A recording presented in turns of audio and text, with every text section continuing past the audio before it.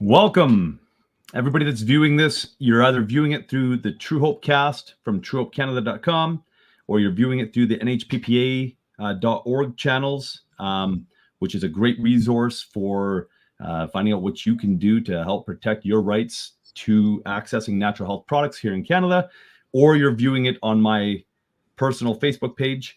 Wherever you're viewing it from, welcome. I've got Shawn Buckley here. You've probably seen us together before. We've had a number of interviews, great interviews. Shawn is a wealth of information. He's a constitutional lawyer, and we've just found ourselves connected so many times over the last 2 decades in relation to court matters, in relation to the battle that we find ourselves in protecting our rights to natural health products. So welcome, Shawn. Really glad to be here, David. Thanks for having me. All right, we're going to be talking about a little bit of a different topic today than just honing in myopically on natural health products. There's something that kind of popped up recently where that made us both angry. It's made you angry. Oh, it made me really angry. All right. So we're going to be talking about what makes Shawn angry. I wasn't so much angry as I was just looking at it because it's expected. I guess it's just, I don't know if I've come to a place in my life where this is just what I'd expect from the government, dirty tactics and whatnot, even though it's an extremely personal matter. I guess I've just gotten to that point where I don't expect any different from them. Extremely low, extremely dirty what they're doing. And they've now gone personal in relation to a story that I've lived, and that, interestingly, Shawn has also been a significant part of that story in living that through for basically 10 years with my wife, with myself, and our family, and spending a lot of time in courtrooms. And so yeah. I've spent way too many time. Yeah, you've spent too much time in a courtroom. I've spent too much time in a courtroom, and I'm not a lawyer. All right, so we're going to cover real quickly what Health Canada is doing.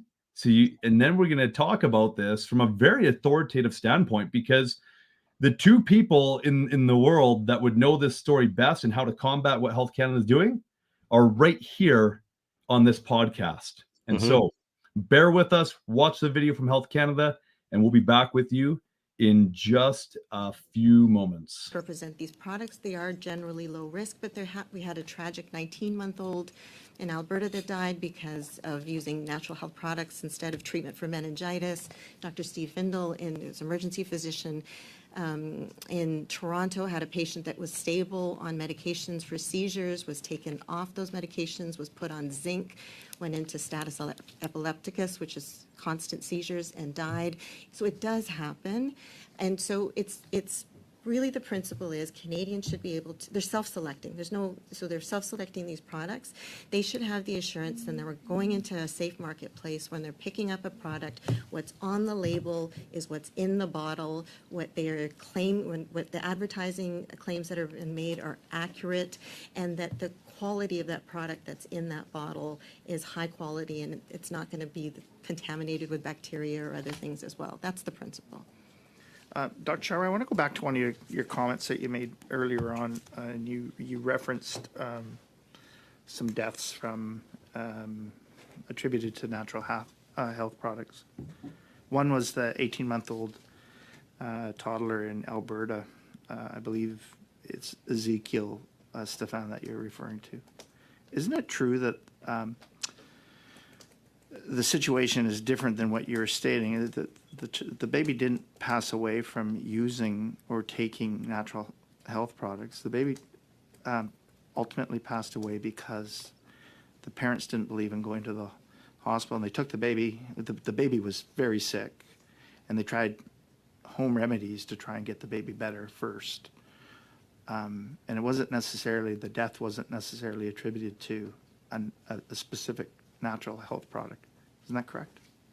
So again, the information that we have is the same as people have in terms of the of what was in the news. So my understanding was that they were using natural health products and natural treatments instead of like garlic tonics, instead of antibiotics, because the child ended up having bacterial meningitis. That's right. what. Yeah. Correct. But you can't specifically tie that to one specific natural health product that was mislabeled or dangerous. Is that correct? So the point I think there was just, and this was it was in relationship to another comment of people thinking that a natural health product might be used for something. So that what you're it's saying, not. your comments were being misrepresented at No, the no, I time? was just giving context, and so But the other the context. if with all due respect, Yeah. I believe you to be a good person. But the context that you used in your testimony today was to say that, well, a vast majority of these health products are safe. There was a tragic loss of a toddler from one. You used that as your testimony, and the reality of your testimony is you misrepresented that situation. Is that correct? Respectfully, Chair, the idea is that we did a survey. Products are making claims against cancer. They're not allowed to make treatment claims against cancer. But I'm not talking And about if cancer. somebody today. believes, and if somebody believes that claim and takes that medication for cancer instead of Sure. treatment, then that could have serious I can, consequences. yes, For a but child specifically who has for meningitis, Ms. and if Sharma, parents believe- specifically for this, Just trying to finish my for this sentence, Chair. testimony, I have a short period of time. Sorry, we're just but your testimony was. I'm you going to used- interrupt you for 1 second. Just your time won't stop. Dr. Sharma, you are entitled to as much time to answer the question as it takes him to ask the Right. question, and I will make sure that you get that, but you won't get any more. Go ahead. So I just want to be clear and give you a chance to clarify or withdraw that statement, because in fact it is misrepresentation of this. And listen, I don't want anybody to pass away from taking natural health products. I had a natural health store back in the 90s as well too. That dates me. And so I too was on the end of saying, well, this is the next thing that's going to get you muscles and what have you. Did I know? No, I didn't. But I guess your point today was that because of unregulated or a product being unregulated, we saw the death of an 18-month-old toddler. That was what your comments came across. And I'm just asking you to probably withdraw that, because in fact it was that the parents at their wishes were not, they didn't believe in hospitals at the time. They thought they could deal with the sickness. They didn't understand the depth and the seriousness of the illness, and they tried with home remedies to make their child. They loved their child by all accounts. I believe that they were charged with undue care, but ultimately, I think your comments were misleading. You may not intended it. It wasn't, that child didn't die because they used a natural health product. They died because they didn't get the appropriate treatment at the time in a timely fashion. Is that correct? Okay, now, Dr. Sharma, you won't be interrupted. You've got 2.5 minutes to answer the question. you. And that is the last question Thank you. So from Mr. respectfully, Doherty. Chair, I'm a pediatrician. That's how I was trained. I was trained to look after children. I don't think there's anything more tragic than the loss of a child, and I don't think any parents should have to live through that. And I'm sure that these parents very much love their child. That was not the intent. The intent in the discussion that we're having is that if you have natural health products that are making claims against serious diseases, and people believe that they may be using those treatments instead of using treatments that could potentially help their own condition or that of their loved ones. That was really the context. And the context is that, for example, the other example was a physician that said that one of their patients was taken off their medications and put on a natural health product for seizures and had tragic consequences. So it was just in the context of that. I don't want to cast any aspersions on any parents. It's just that when products are being misrepresented, then there can be consequences, and it's Point of not order, Chair. just the Point of order. toxicity of Yes, the Dr. product Ellis. itself.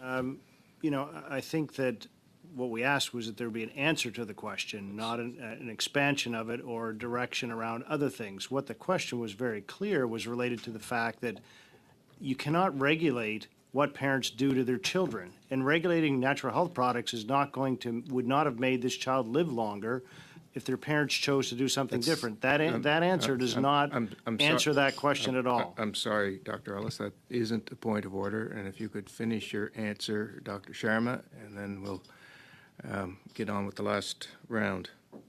Go ahead. Chair. Go ahead and finish. Thank you, Chair. I'm done. Thank you. Thank you. A question that just might clarify for everybody.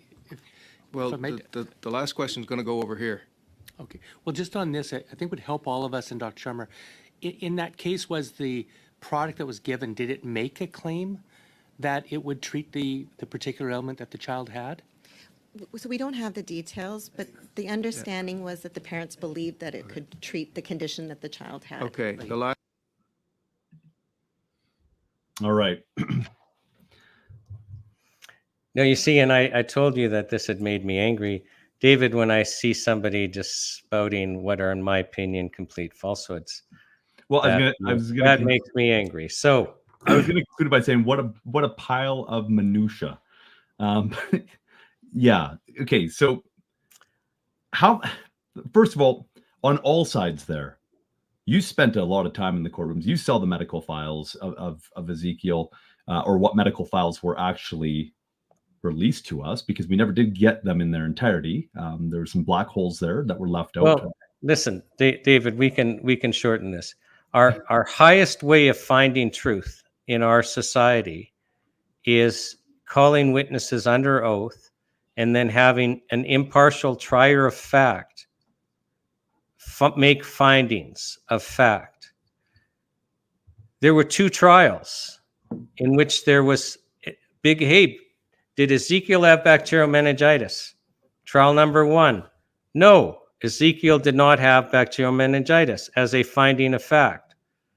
Trial number 2, no, Ezekiel did not have bacterial meningitis as a finding of fact. So why do we have Dr. Sharma claiming that Ezekiel had bacterial meningitis when in 2 trials there was a clear and specific finding of fact that Ezekiel did not have bacterial meningitis? So what medical treatment's being delayed here? And what were the parents missing? I mean, correct me if I'm wrong, Ezekiel's running around with other kids in church 2 days before. Right. So I've got pulled up here. We didn't need to go there yet, but okay. Well, you made yeah, exactly. So you've got the judgment there. So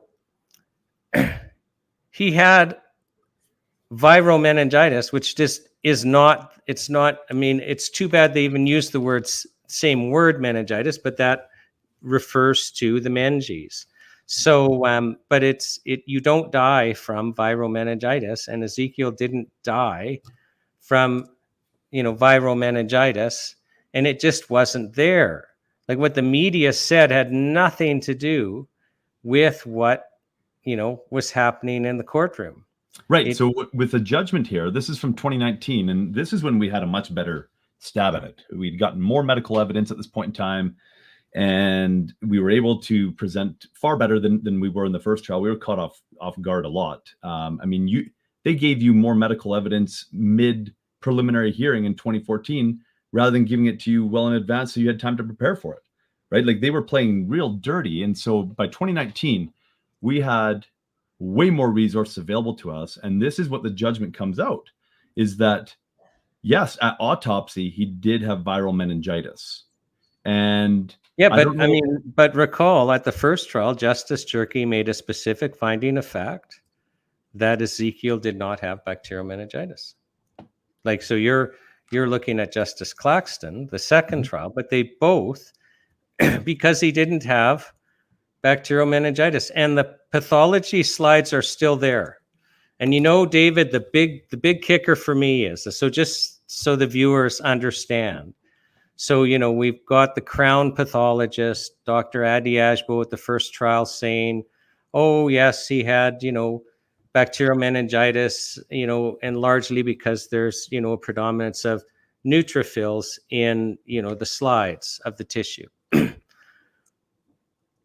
And then we call his boss, the chief medical examiner for the province of Alberta at the time of Ezekiel's autopsy, who had actually hired Dr. Adi Ajbo. And I'm sorry. I mean, Dr. Savinjo is probably one of the top 10 pathologists in the world. Let's not even talk about Canada, the world. And the slides are still there for anyone to go and look at. And she says he did not have bacterial meningitis. It was viral meningitis. Now, here's the thing that got me, David, is so after the first trial, they know we're going to be calling Dr. Annie Savinjo to be saying, look I looked at the slides. This is viral meningitis. It's not bacterial meningitis. So you tell me they didn't have another pathologist go and look at the slides? But they didn't call another pathologist to say Dr. Savinjo was wrong. Mm-hmm. And they didn't have Dr. Adiashbo go back and relook at the slides. And they had the opportunity to do so. You tell me in a political show trial that the Crown didn't have another pathologist look at the slides?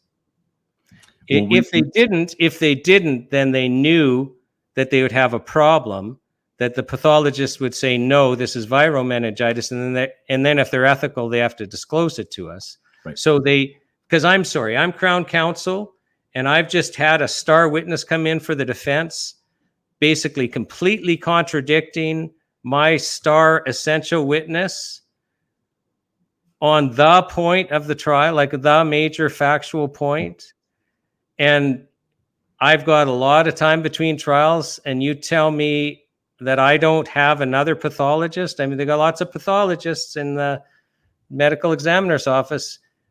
You tell me I didn't have somebody else look at that? Well, if I didn't, I deliberately didn't, because I know I should, because then I'll call another pathologist to say Dr. Savinjo's full of crap. Exactly. No, and you're bang on. Now, when the word meningitis comes up, I mean, that can trigger some emotion for people. Like, it's some seriousness. Do you recall at one point in time in 2019 when you were cross-examining Annie Savinjo, wherein she had stated that the viral meningitis that was found at time of autopsy wasn't even progressed enough to have caused, just to rule it out, just to say it was not the cause of why Ezekiel needed to get into an ambulance? Do you recall that it was not progressed? Well, I may not recall the exact testimony but I mean, she was clear. She listened to the 911 call where you can hear Ezekiel breathing, and she was clear. That sounds like a partial obstruction of an airway caused by croup. And he had rhinovirus, one of the leading causes of croup, and he had based on I'm going to correct you. Enterovirus. I'm sorry, that's right, the enterovirus. Yes, so entero and rhino are very, very similar. It's hard to delineate, but yes. Yep, go ahead. So, yeah, I mean, can we talk about the elephant in the room? Yeah. So, yeah. And I mean, really, people should go back to the first trial and listen to the audio tapes of the paramedics, where one of them is crying on the stand because Alberta Health Services, all the ambulances in southern Alberta have 3 different ways of getting an airway, and they're all fully stocked for any age from birth to 100 years old. And some bureaucrats make the decision.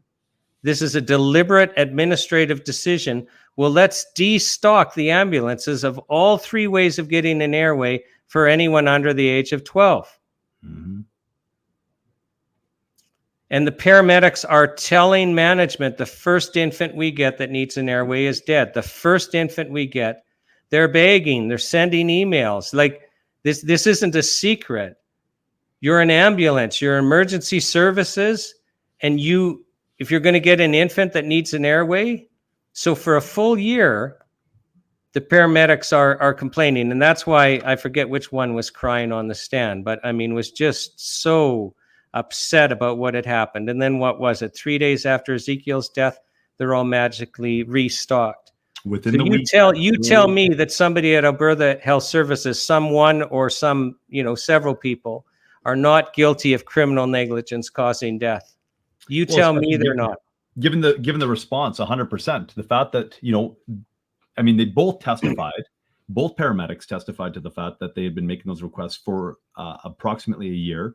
And all of a sudden that request is finally honored within a week after the passing of Ezekiel. Within 1 week, all of a sudden these ambulances get all this equipment. It wasn't like they ran out and that they had a budget issue and they just could. It was, like you said, it was actually they were all stocked. And then they pulled it out proactively. It was removed. It wasn't just that they ran out of it because of an influx of babies and toddlers needing airways. No, it was a deliberate decision. So how is that not criminal? That a bureaucrat will have ambulances destocked. So equipment that is absolutely essential for preserving life is taken out of ambulances. Mm-hmm. Like, how is that not criminal? Let's revisit the cause of death in a moment. I want to touch on real quick though, because we just see this false narrative emerging again, and it hasn't been in the airways since 2021 when we were preparing for. It was surprising, wasn't it? Now, so just so your audience has the context, so Health Canada is moving to take away all of our natural health products with, basically finally getting their long-term wish to fully regulate them 100% the same as chemical drugs. And the goal is to get rid of the products. So the public is putting pressure on the Standing Committee of Health. And so they call this special hearings to be asking these questions. And so it's in this context to basically justify taking away our natural products that all of a sudden Ezekiel is used as one of 3 examples. And none of them sounded like very good examples. And, really? So wait a second. So Ezekiel's in distress and the mother Colette is doing CPR while you guys are driving to meet the ambulance. And we all know that there's a 911 call. He's coaching her. We all know what's happening. So he's in distress. He does need an airway. And because the equipment wasn't there, it was a full 8 minutes and 38 seconds, according to the ambulance records. 8 minutes and 38 seconds when he's already in distress, from an oxygen. He's been on CPR. You tell me that that's not the cause of death. Well, the chief medical examiner found that's the cause of death. So the cause of death was they couldn't get an airway for too long because they had destocked the ambulances. So I'm trying to figure out the logic here, Dr. Sharma. So if somebody commits criminal negligence causing death by destocking ambulances of vital equipment, and then an infant dies because of that, then that is because of a natural health product or parents being reluctant to go to engage the medical system. The logic's not clear to me, David, here. Maybe I'm one of these people that just can't see things that are obvious. And I really say, how dare you, Dr. Sharma? How dare you? Really? Right. So he didn't have bacterial meningitis and you're pretending he is. You're using this publicly in the Standing Committee of Health. It is a specific talking point that you have chosen as one of your 3 examples.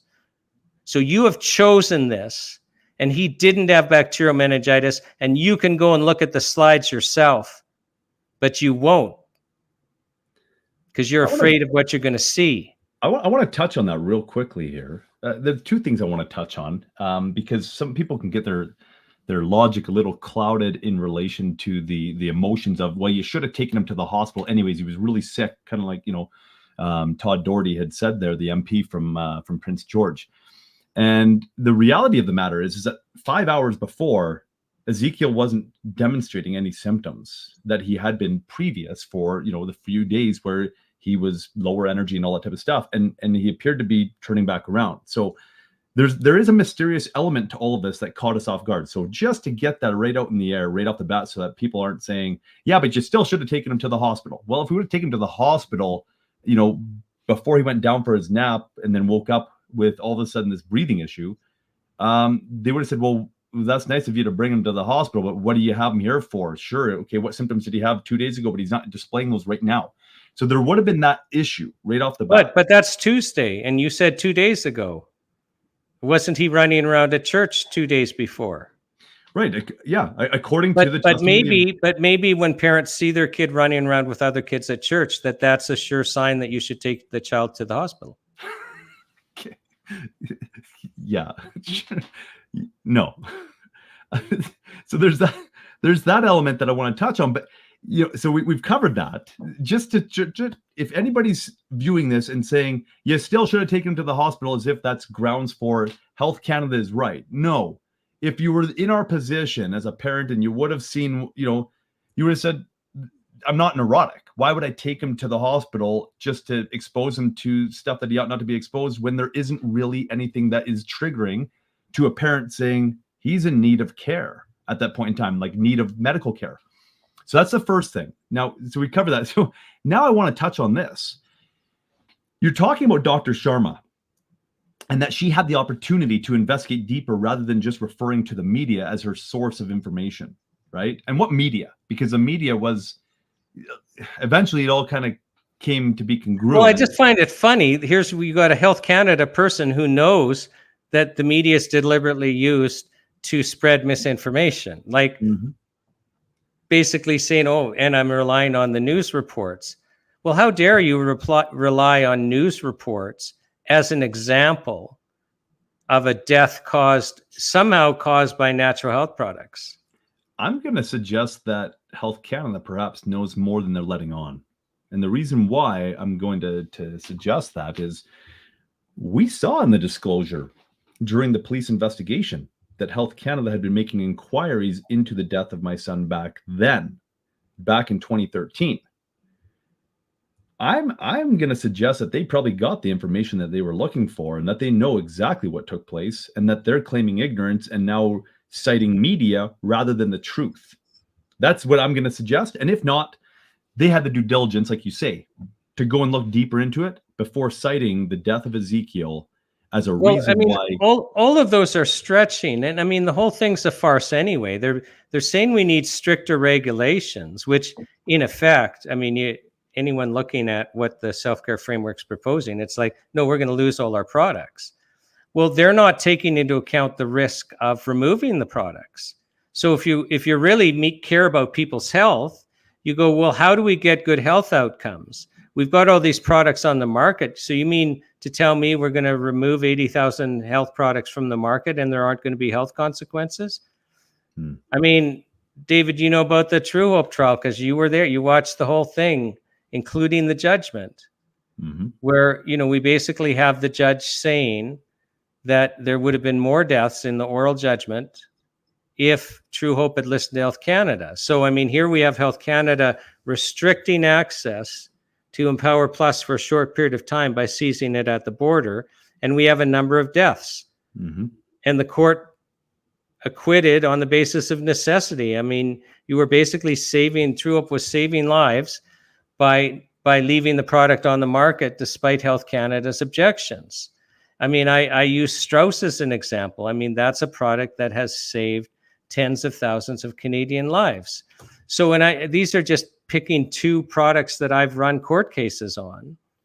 So, but there's product after product after product where people are only alive because of them. And we're going to take those off the market because she can come up with 3 off the wall examples. Let's touch on that double standard. I mean, this is becoming more people die of lightning in Canada strikes in a year than she can cite as examples. Well, exactly. Natural products. She can't cite any examples, as you know, in our previous podcasts, you've stated that there's no evidence of any deaths being caused by natural health products. Not that I'm aware of, not of any credible ones. Now, in all fairness, I mean, my access to information request when I was asking Health Canada to provide me with, you show me every death caused in Canada by a natural health product. And they said, well, we'll go back to 1965 when we began our adverse reaction database in response to thalidomide.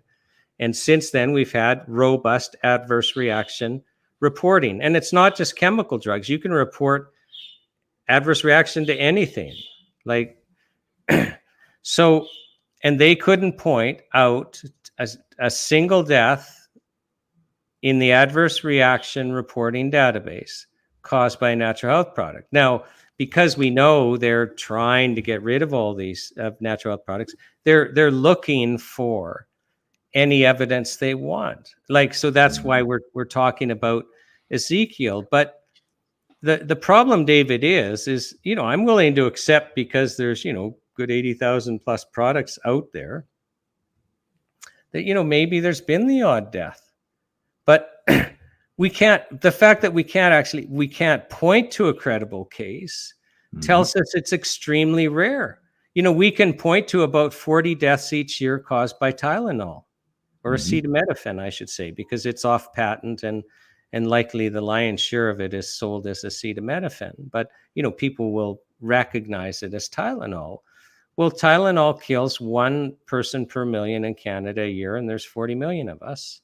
And that's taken as directed. And, you know, so 1 year of Tylenol use, where we can point to 40 deaths a year, is more dangerous than the entire natural health product industry, as long as we have records for.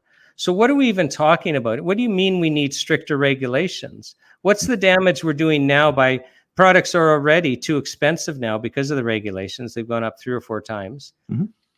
What they should be. They're 3 or 4 times the cost of the same products in the US, where they're not treated as chemical drugs.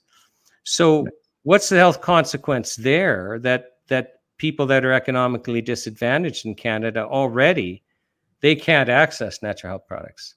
They can't afford it. Exactly. There's already indirectly deaths that are resulting from an inaccess to life-saving products, obviously for economical reasons. But I want to touch on the glaring. There was, as you were speaking about 5 minutes ago, there was this double standard just like smacked me in the face. We both have experience firsthand with the two examples you use, right? My son's death and the deaths that were a result of Health Canada's actions against Truehope. And when we're taking a look at this, in both instances, you have deaths that have occurred due to the actions or inaction. Actually, both of them are actions, because to proactively remove actions of government. Yeah, and the government has blood on their hands, and yet they're using they're still trying to move forward with exploiting the death of my son to actually cause more deaths. Really, maybe we're just missing it, because maybe what she's trying to say is that government causes death. Yeah, I think we call that democide. Like, it's the leading cause of death in the world, actually, in the last 100 years. Yeah, I think longer than that. I'd agree with you, just from what's actually what has actually been documented thoroughly in the last 100 years, by far. If you want to be concerned about your government. So we see that the government of Canada has, the government of Alberta Health Services, caused the death of my son, and there was other cases happening around the same time as well, similar in nature, where there was some serious medical misadventure happening in ambulances during that particular time period of transitioning over to Alberta Health Services. It's like they wanted to create a crisis, a greater crisis. You got somebody who ends up in a crisis, and it's just like, all right, let's make it even worse by the time they get to the hospital, right? Is what it. I don't know what the motivation is, but but it's just like a kindergarten student's going to know that if you take away equipment that's needed to get an airway for someone, you take that out of ambulances that are dispatched for people that age, when they're like, there's going to be death. Like, and that's why the paramedics were telling management there's going to be a death, and begging for the ambulances to be restocked, because they would be the ones witnessing the death. Exactly. Now let's go back to what the government's motives are today, because we see now 2021, everything kind of comes to a close. They cancel the 3rd trial because things go awry with their star witness, Adiagbo. He ends up on credential fraud investigation in 2 different states in the US. He has no credibility. He's not going to be able to be sworn in as a expert witness for sure, based on everything that's come to light. And so they have to cancel the 3rd trial a day after Adiagbo's own criminal proceedings were scheduled. June 21st, 2021, they're scheduled June 22nd. You receive a call. You phone us. We're all happy. Yes, third trial is gone. Finally, maybe we can breathe a little bit, and then we continue on to the Supreme Court. But this kind of just dies down, and all of a sudden the narrative comes back up, at this time with a different agenda. What agendas? What are the glaring agendas thus far that they have tried to attach the death of Ezekiel to try to push their agendas forward here in Canada? What did we see in 2016 and 2015? I mean, they hate natural health products. They want to move us into strictly a chemical drug model. Like that's crystal clear. I mean, even when she's testifying there, she's saying, well, the danger is, if a natural health product claims it can work for something, and she used the example of cancer, I think, well, then people are going to delay getting proper treatment, and then they're in danger. And how does she know? Like, the chemical drugs are our leading, 3 of our leading top 10 causes of death in Western democracies are linked to chemical pharmaceutical drugs. Likely, if we outlawed chemical pharmaceutical drugs, we would have better health outcomes, like just across the board, right down to even antibiotics, like just the whole thing, ding, bang. If it's not natural, although antibiotics would fit under natural product definition anyway. But let's say we just got rid of all chemical drugs. The irony is likely we would have better health outcomes. So, like if we wanted good health policy, the policy should be, especially for chronic illness, you do everything you can to treat it with natural remedies, and only if you are unsuccessful there, then and only then will we try a chemical pharmaceutical drug. Like that should be our health policy, but they've flipped it on the head and said, well, let's use the chemical pharmaceutical drugs, which are extremely dangerous. And can we talk about, I mean, her assumption that they work, she knows that's a fraud. She knows the drug approval process. Can we talk a little bit about the drug approval process? Because I think it's one of the biggest frauds perpetrated on the Canadian populace. I mean, when it's been approved as safe and effective, so it works. Like, giving a false really, like you believe that? Like, does anyone out there believe that? Some people do, unfortunately for themselves, still to this day. But eventually, through sad circumstances, they'll come to realize that the medications have done them far more harm than good. But before we get there, okay, so we see the agenda being pushed right now, that they're trying to exploit Ezekiel's death to actually overregulate natural health products out of existence. But if we were to rewind the clock, actually by 9.5 years now, what agenda was the government trying to exploit Ezekiel's death for back then? Well, I mean, they were trying to use this as a show trial to scare parents into vaccinating. Right. And I'm going to try to quote you verbatim, albeit I'm going to botch it, but I'm sure it's going to be pretty close, because I know I was shocked in the preliminary hearing in 2014. So first week of June 2014, you're in Southern Alberta, and we're trying to find out what the defense should be, right, with the case, as well as hoping to get it turfed. And it's every doctor that's getting on stand is just spewing this vaccine. Oh yeah, all of a sudden it's all about vaccine, which really, really surprised both of us. Yeah, so I remember you actually getting up and objecting at one point in time when finally it gets to the point that the medical, Adi Agbo, the medical forensic pathologist, gets on stand and starts going off about vaccines. And you stated that I wasn't aware that vaccines were going to be a part of this trial, something to that effect. And the Crown fired back at you and said, oh, actually, it's going to be a big part of the trial. And then you guys went and had a collaboration during lunch. And then you'd come back and you'd stated to myself and Colette that what they're looking to do is set a precedent in Canada that as a parent, if you didn't vaccinate your children, you could be held criminally liable. Right, that you would have a higher onus to go to the hospital, which is just kind of funny. I mean, I just went to the Children Health Defense Conference in Georgia, I guess last month now, because we're in December. And, it's like it's become so clear the more you vaccinate your child, the worse the health outcomes.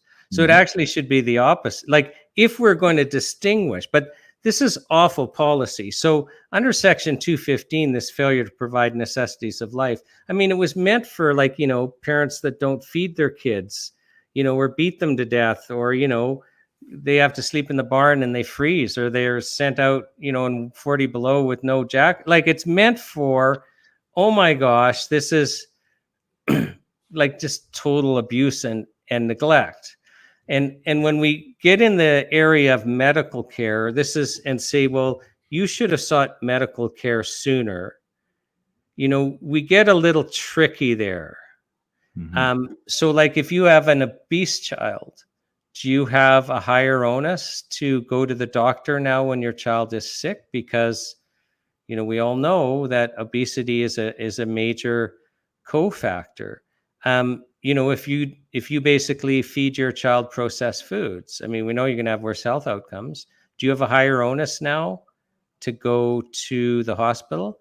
If we were actually to follow the science and then so understand the more you vaccinated your child, the more likely they are to be sick and have poor health outcomes, do you really do you have a higher onus to go to the hospital? Like the thing with me, every parent has been in this situation. Like I remember it well when my kids were young, like somebody, and I'm sorry, I think in Fahrenheit when I think of dangerous temperatures, but we've all had those conversations, temperatures at 103. Do we go at the hospital at 104? Do we go to the hospital now? Do we go at 105? Do we do the cold bath thing instead? And like we've all had those decisions, and none of us expect to go to prison if we get it wrong, right? Like, I mean, even that idea is quite fantastic. But let's talk. I want your viewers to understand even how ridiculous it was that the Crown would want to turn this like, they have to show he died of bacterial meningitis, and both trials found no, he didn't have bacterial meningitis, so he couldn't die of bacterial meningitis. But let's say, Ezekiel, let's say we were dealing with bacterial meningitis. The difficulty is the vaccine is for one type of a family of bacteria. So there's Haemophilus influenza. And there's type A, and there's type B, and there's type C, and there's type D, and I think goes down to F. And then there's a whole bunch of untyped ones. Like, who knows how big the family is? And it's really common. Like, if you and I did nasal swabs right now, chances are we both have this family in us. Like, so it's not like we have to be afraid of anyone with bacterial meningitis. We already have it, right, so to speak. But what's interesting, and we had to hire 2 vaccine experts, and I think it was Dr. Tony Bark. I'd have to go back at the expert reports. They only vaccinate for type B, and it appears that vaccine might work, or other factors have come into play. But in Alberta, if a child presents with bacterial meningitis, they're not going to have type B. Like, it's just, you're more likely to be struck by lightning twice, literally, on your way to the courthouse than a child presenting with bacterial meningitis in Alberta and it being type B. So if no child, we still have children dying of bacterial meningitis, it's just now other types of bacteria. So, so that's problem number one. Now, interestingly enough, is we didn't have to vaccinate for type B until a different childhood vaccine was introduced. And one of the changes in our overall cultural health was all of a sudden now we're getting spikes in bacterial meningitis for type B. So it's first of all interesting that the only reason we're having to vaccinate for it in the first place, back when it was meaningful, was because we introduced a different vaccine that changed something in our pool of children, where now all of a sudden they're susceptible to this type of bacteria. But they couldn't say Ezekiel had type B. Nope. Oh, well, he may we found some hemophilia influenza in a nasal wash, but we can't tell you what type it was. So just wait a second. So it has to be type Cerebrospinal B, fluid. or it's meaningless. Like, they had a factual problem, and I think it speaks volumes, David. So you already shared with how at the prelim we were surprised.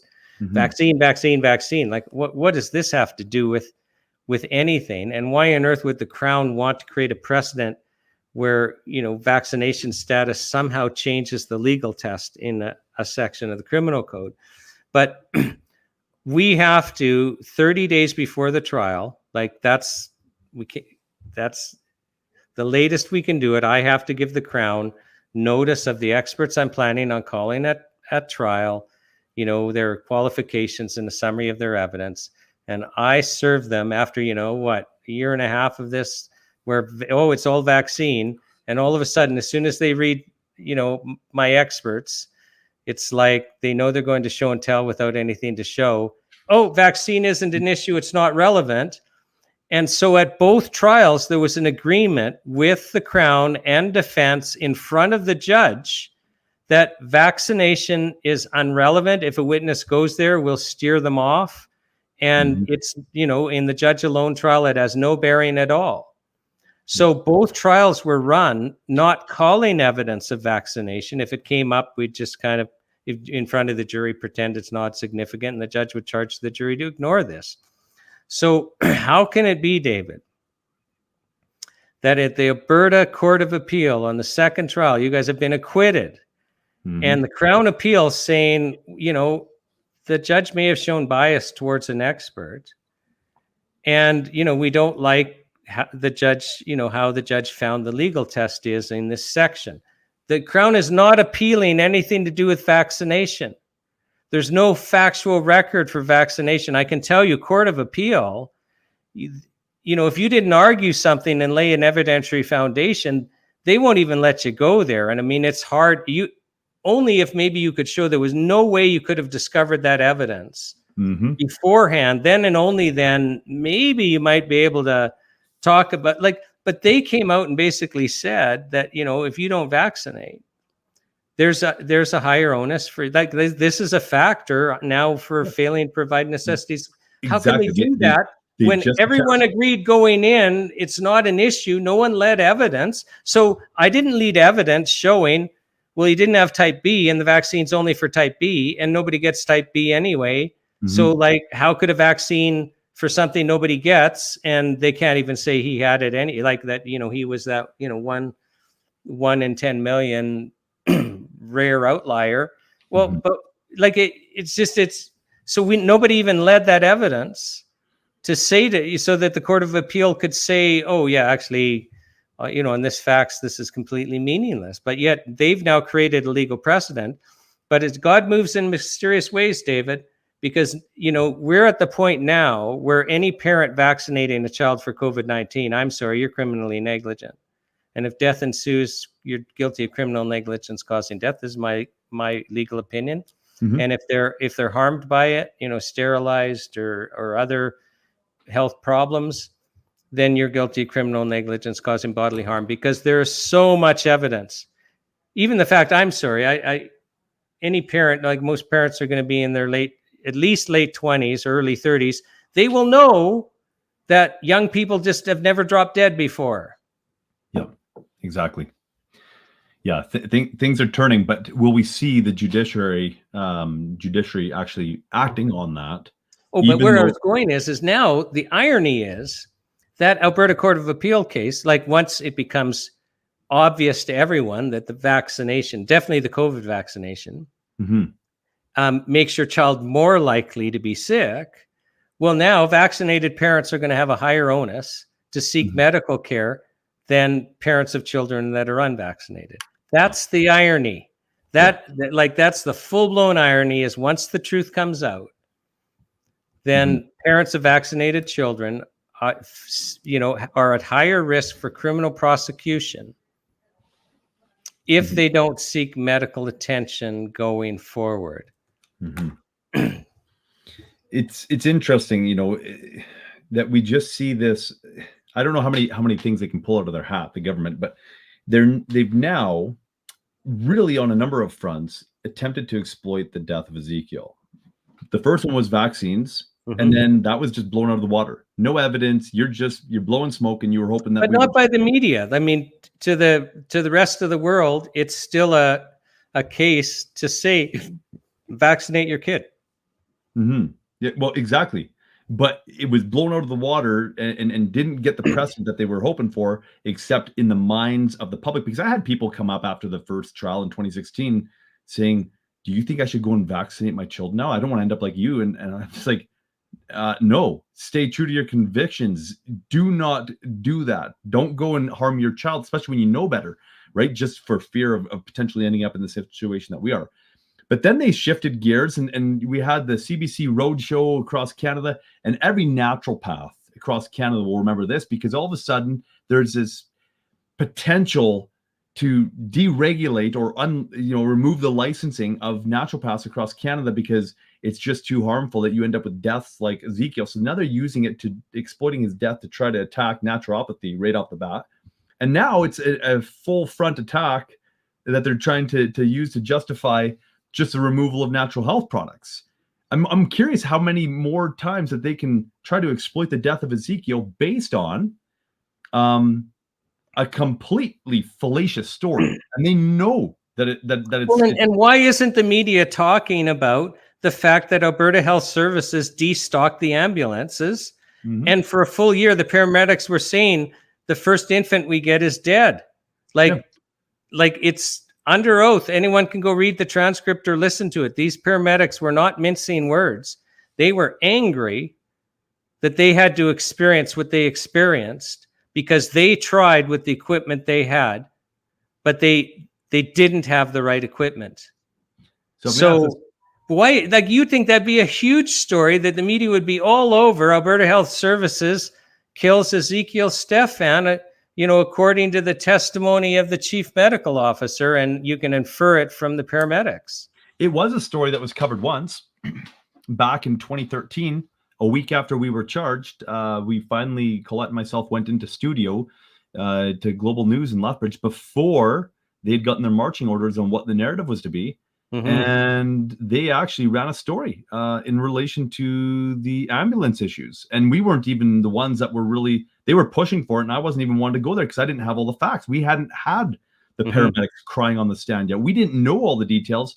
And so I wasn't even wanting to go there. And they still went there and they created the story out of it. And it shocked me a little bit, made me a little hesitant to do any more interviews, realizing they'll take what I have to say and they'll add it to a different narrative altogether, right? But they were willing to go there. Now, you fast forward to 2016 and they all go silent on the matter. Nobody's talking about the ambulance issues now that it's come out clear in the courtroom that there's clearly criminal negligence resulting in death, and it's on Alberta Health Services' hands. So when we're taking a look at what the government's doing, I just want to ask this question. Can we trust anything that they have to say in as they're continuing to move forward? Can we trust anything that the government has to say, that these bureaucrats in Health Canada have to say? Well, that's a tough question because, sometimes the bureaucrats might get the time or the date correct. Usually they get their names correct. Okay. But really it's a rhetorical question because the point you're making is that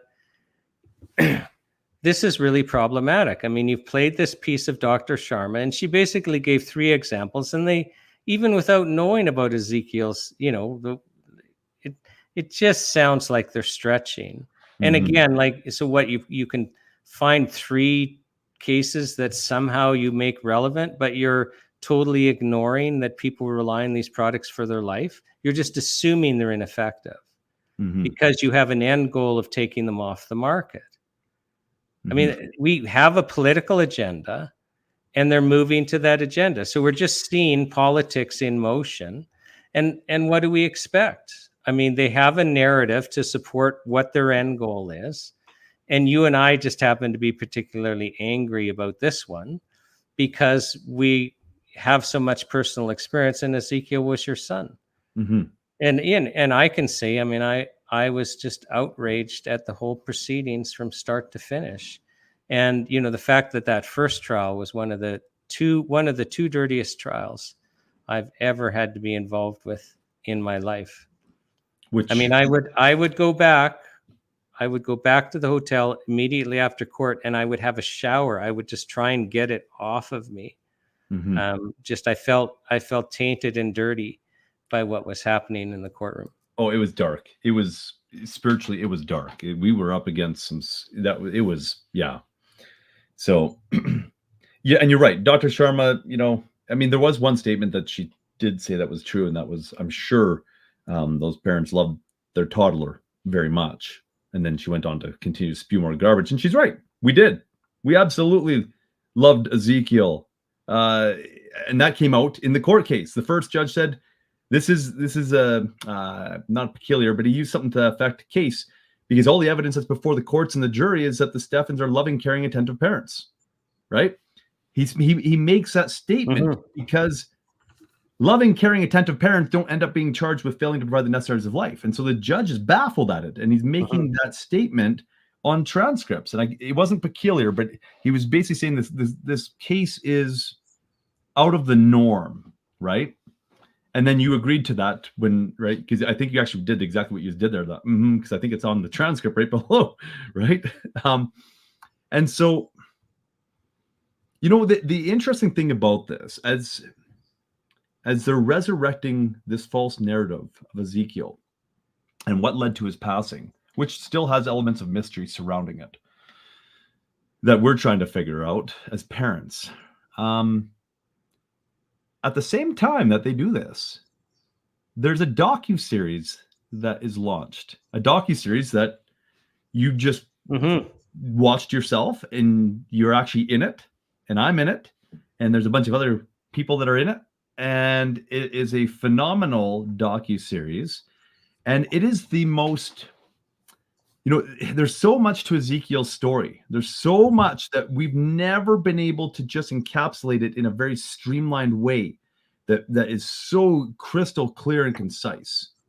And yet this docuseries does it. And I want to just show the audience here the teaser of that and recommend that they watch it, not just for the sake of getting the truth about what took place with Ezekiel, but that it's only a part of a story, of a whole story that we've all lived over the last 3 years that's extremely relevant in all of our lives.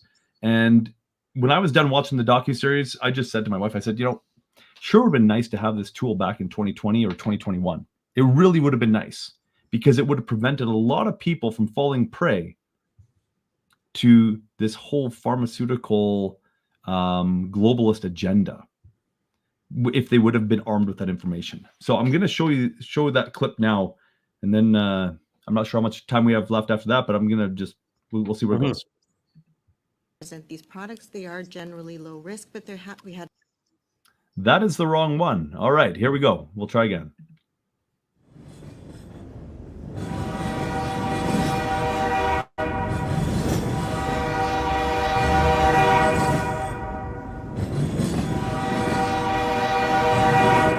In 2016, I found myself pacing back and forth in this small little jail cell in solitary confinement, wondering, how the heck did I get here?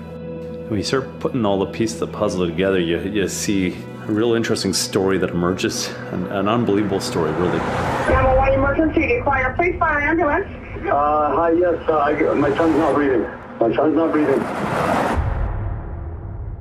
You're in a dark room, you back into the light switch, and you can never unsee what you're seeing. We were told they destroyed the World Trade Center, but in the years after that, Islamic terrorism was killing fewer Americans every year than lightning. And it's hard to kind of mobilize an entire defense structure against, something that really does not affect most Americans, threaten them in their homes. Vaccines now are the spear tip of the biosecurity agendas. When you take these vaccines, we feel there's been over a 20-to-1 return. So if you just look at the economic benefits, that's a pretty strong number compared to anything else. He calls what he does philanthrocapitalism. You use philanthropy to make yourself richer, to give yourself control over humanity. First, we've got population. We could lower that by perhaps 10 or 15%. There is no doubt that we are experiencing a depopulation, and that is a plan. We've got to stabilize the population. What's wrong with the population? I mean, with too many people. If you cannot achieve a balanced budget with the retirement system, you've got to lower life expectancy, and that's what's happening. Today, the greatest risk of global catastrophe doesn't look like this. It looks like this. If your enemy is a germ, you have something that can get into everybody's homes and kill you. And if you're told constantly, be frightened of this, be fearful, this stuff is coming to get you, it's easy to manipulate that kind of fear and to disable people's capacity for critical thinking. I think there are two parts to it. One is the shift of money up to the 1% and really control people's lives. When people come to realize that COVID-19 is just a cover under which these things have been brought in, it causes a type of friction in their brains. They just can't accept that. We are using the federal credit, the Treasury, and the central bank to centralize control. Digital technology gives them the ability to control centrally in such an invasive way that what I described, their goal is slavery. When Elias Brodberger goes to work, he doesn't need ID. Embedded in his hand is a microchip. And that's the beginning of surveillance. So it'll be like China. Or it'll be digital money. If you don't do what you're told, you can't put food on the table. And if you're good, you get rewarded.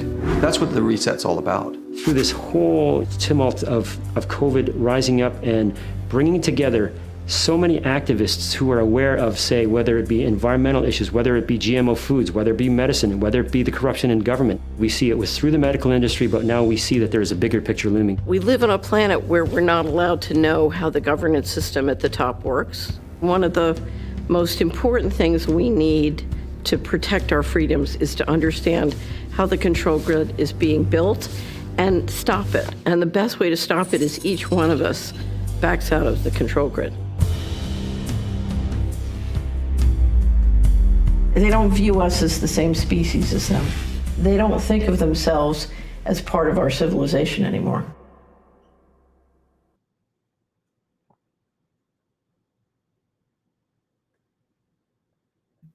Kind of just amazing that at the same time that Health Canada, after 2 years of complete rest, resurrects this false narrative. Just as the big picture is coming out. Exactly. Where people now have access to the truth about Ezekiel, how it's relevant in their own lives. Because the fact of the matter is that had the media been reporting on what was going on in those courtrooms, there would have been a massive public outcry because everybody would have been seeing what the agenda was and that it was ultimately to remove parental rights and to remove medical choice here in Canada, and that they were exploiting the death of my son Ezekiel that was caused by them to do that. And yet, well, and like the media basically were saying that, oh, these parents were trying to treat bacterial meningitis, with maple syrup, horseradish, and stuff. Like it was just it was bizarre. Well, like first of all, bacterial meningitis, like it can present super quickly, and Ezekiel didn't have bacterial meningitis, but he did have the croup, and it would wax and wane. And so I'm sorry, like first thing I would do with my kids, if, a cold or flu was going through the house, like whether they had it yet or not, because, bang, we're taking vitamin C, we're taking vitamin D, and you're taking your multivites, right? Like all of a sudden, I want you to have all that your immune system needs to be doing well. Like, does that make me a kook? Like most of us do that, and we do it for ourselves, right? Like, so the fact that you guys would, oh, well, Ezekiel's sick, let's bump up our, whatever we can to do his immune system is actually responsible. Nobody even mentioned the word meningitis until the day before. And that's an emergency room nurse who's looking at Ezekiel because she's friends with Colette. And it's like, and this emergency room nurse didn't see any need for him to go to the hospital or go to emergency, none at all. And she loved Ezekiel. Mhm. And then the grandfather sees him that night and he doesn't see any need to go to the hospital. Like, what are we talking about? Like this, that's what was so upsetting is, so here the media is making it sound like, oh, you guys knew he had bacterial meningitis. Well, A, he didn't, and B, he's not presenting seriously. Like, I'm sorry, if I just have a full-time emergency room nurse who's been in emergency ward full-time for 8 years, has just looked at my child and said, well, I don't see any major issue. I don't feel the need to rush to the hospital, David. I'm sorry, I just don't. Yeah. Hey, let's talk about that real quick, because obviously, what was he presenting with? And when Colette's midwife, who also was that practicing nurse for 9 years in an emergency room, so she's well versed in dealing with triage, and she came, and because she was doing a checkup on Colette anyways, being 4.5 months pregnant at the time, and she listened to Ezekiel's breathing. No issue. With the stethoscope, we're talking she's looking for anything that's going to be alarming. And there was no signs of infection. There was no runny nose. There was no mucus. There was nothing. Now let's fast forward a few days. We find ourselves in the Alberta Children's Hospital. And this is something that we ended up getting in 2019 that was withheld initially. And it was the PADIS report. It was the poison control report. And this was an interesting little gem that at the same time that the Alberta Children's Hospital is phoning homicide on us and telling the police bacterial meningitis, you've got the same head doctor doing that, having her intern contact PADIS to try to find an alternate reason as to why he went into cardiac arrest. And they stated to PADIS, and it's found right in the report, no infection. There was no infection that they could find, and they had already ruled out meningitis. So here you have this on the PADIS report. This is what's going on behind the scenes. And then they're covering it all up and coming up with this fantastic narrative of bacterial meningitis, to the point that, and you've made mention of this before, that Adiagbo gets that report before he even does autopsy saying he had bacterial meningitis. Department of Justice contacts the pathologist, Adiagbo, indicating that Ezekiel has died of bacterial meningitis. So now, as a lawyer, I forgot to mention all of the medical training we had and the years you have to spend in pathology to be able to actually diagnose deaths without doing an autopsy. We lawyers are very skilled. It's ridiculous. How does a Department of Justice lawyer think it's okay to send a letter to a pathologist before an autopsy suggesting what might have happened medically? Exactly. On what planet is that okay? Yeah. Influence. It's influencing. Yep. Criminal. Influencing well, isn't that what Annie Savageau said? That's the bureaucratic influencing into the causations of death found within the medical examiner's office that she took issue with and blew the whistle on, was exactly that. Mm-hmm. And so prime example, right? So, okay. I know we're now at just over an hour here. So we'll come to a close pretty quick here. But so in relation to all of this, let's just back up. You got Health Canada exploiting the death of my son, but really the issue here is not they're exploiting his death. It's what they're doing, and that they're having to get desperate, that they're actually using the false narrative of my son's death. What they're doing to the Canadian public in relation to natural health products. What do we do about this? Yeah, so basically they're bringing in what they call a self-care framework. And when this is fully implemented, we will lose basically all of our products. Like there'll be some multi-ingredient vitamins and some single ingredient products, but it'll be like the European model. Like you try and find a health food store in anything but a large city, and they just don't have, things in the dosages that we have and the multi-ingredient. Like it's not there. And that's where we're moving, where basically we don't have effective natural health products. And so how are they doing it? So first of all, they're going to fully harmonize so that we have to comply with the chemical drug regulations that everyone who's ever looked at this says don't apply. So we're not going to be able to use traditional use evidence for efficacy claims. Well, there goes our industry right there. Cost recovery, so paying for site licensing and product licensing. There goes our industry right now. censorship of truthful health information. They basically are not going to license under this new scheme products for which you would seek medical advice. Well, now there goes all the products that are natural practitioners use, homeopathic doctors, naturopathic doctors, traditional Chinese practitioners. So we're going to lose access to those treatment models and find ourselves in a chemical drug model. And it's funny, you know, if I do a podcast and let's say we have, you know, it's for naturopathic doctors, like in the chat and questions, oh, that's okay, we'll go underground and just have illegal products. No, you won't. They just impose the chemical drug penalties. So it used to be you were facing a $5,000 per offense maximum fine, and now it's $5 million per day you're in violation. They'll squash you like bugs and make examples out of you, and everyone will back down. And we're done. Like, this is the end game. So, but we're going to stop it if we all get together and stop it. So can I plug NHPPA? It's absolutely appropriate to do so. And right there, I was ready for you. Okay. So David has put the website address, and NHPPA stands for Natural Health Product Protection Association. It's a federally incorporated nonprofit association that I helped form in 2008 and have been with ever since.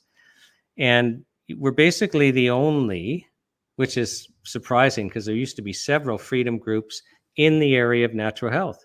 But we're the last surviving one and the one with the most history and expertise. And we're creating a citizen rebellion. So go to the website, and there's several things I need you to do. You will get almost like a cookie bar, but a volunteer bar. Like, go to our volunteer form and volunteer, because we need volunteers. Also, there's a contact us form where you can give us your email address. Please do that, because we launch campaigns, and this is how we let you know, and follow us on social media, and then also support us financially, because, you know, we're having to hire more staff and create things, because this has to be the largest citizen rebellion in our lifetime if we're going to win. And it's just because the Department of Health is so powerful that the only way we can get any government, it doesn't matter what party, the only way we can get any government to back down is if the politicians can credibly say to their masters, like, we can't function. You got to let this one go. Like, come back in 10 years. But like, for right now, you got to let this one go. It's the only way we're gonna save this. Mm-hmm. Absolutely. And when you mentioned about 2.5 minutes ago, about censorship of information, of truthful health information.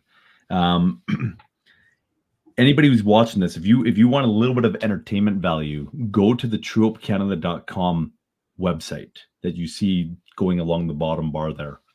And what you're going to find right off the bat is we've had to transform that website to comply with Health Canada. And we've done so through some kind of tongue-in-cheek videos where we actually make mention of why we've had to change things, why we've had to remove the 35 medical journal publications off of our website that Health Canada didn't want you to have access to. So what Shawn's talking about in relation to the censorship is absolutely real. Mm-hmm. This took place back in May of this year, where we had to revamp our website and we had to remove testimonials. These are real life experiences from real people that have had their lives radically transformed from proper nutrition. And we're having to remove their testimonials off the website because Health Canada doesn't want you to see those. We have to censor, or they said remove the studies. So what we did is we censored them. So you can see that they're there, but you can't see what the content is. These are studies coming from universities that are independent of us. We didn't pay a cent for these studies. They took place organically because people were seeing results. Researchers wanted to see, is this valid? Is it legit? And it took place. And Health Canada is now saying, you can't see the result of those studies because we didn't approve it. And so it's a real issue. So feel free to go to the website where you get to see a prime example of what censorship looks like under Health Canada's authority. So take a look at that as well. But yes, definitely go to nhppa.org because Shawn has a fantastic plan of moving forward. Otherwise, literally, we can just sit back and watch this completely erode in front of our eyes if we do nothing. That's exactly where it's going. There's been numerous other countries that have set the tone for us, where we know what takes place when we don't take a stand. And so take a stand and get unified with a group that's moving forward in a very positive way, being nhppa.org. So thank you, Shawn, for what you're doing there. Thank you, David, for what you're doing. And lastly, if you want to see Shawn on the big screen, on a screen that with beautiful overlays and great soundtrack, music, behind the scenes, whatever, as well as myself, go to bigpicturemovie.com. It does cost $25, but I'm going to tell you, it's worth it. It's worth it. Exactly. It's worth it. There's 6 episodes and it grabs you. I don't know if you end up binge watching it, Shawn, but the feedback I've been getting, maybe you're responsible enough that you didn't binge watch it, but most people, when they start, they don't. Oh, it's hard not to keep watching. It's hard not to keep watching, even though it's too long to, unless you've set aside to watch 6 episodes. Yeah, it's 5.5 hours. It's hard not 5.5 hours of potent information. And like I said before, I wish we would have had something like this back in 2021, because it is so empowering. It would have been such a blessing to have it then, to help those that were fence sitting or that didn't have a very strong conviction, that were willing to cave under a little bit of pressure. It would have helped bolster them up and likely have allowed for them to make the right decisions for their well-being. But it's not too late now, because this isn't over. So maybe COVID has kind of been on the back burner right now, but it's not over. And it's time that we understand what's going on in the world, so that we can see their agenda roll out before us, and we can make an informed choice as to whether or not we want to participate in that or not. So bigpicturemovie.com, go and watch it. At minimum, you're going to just absolutely love it, but you're probably going to end up sharing it. You're probably going to end up in watch parties, and it's going to end up being a blessing for a lot of people that you come in contact with, that you're sharing it with. So, All right. Well, until next time, Shawn, thank you so much. Really appreciate you coming on again.